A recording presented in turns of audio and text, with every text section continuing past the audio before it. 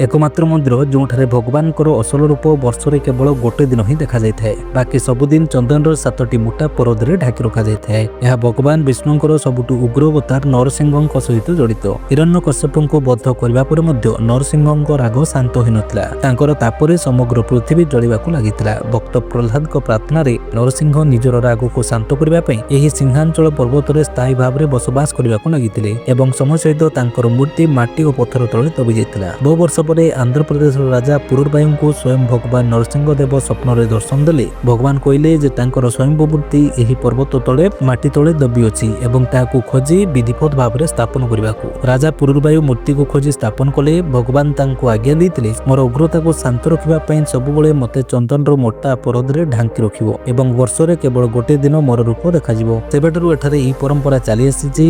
संपूर्ण 364 दिन भगवान को मूर्ति को चंदन रे ढांकी की रखा जाइए, किंतु अक्षय तृतीया दिन में समग्र चंदन को हटाई दि जाए। यह चंदन उत्सव कहुए। यह मंदिर आंध्र प्रदेश विशाखापट्टनम ठारू 16 किलोमीटर दूर सिंहांचल पर्वत अवस्थित।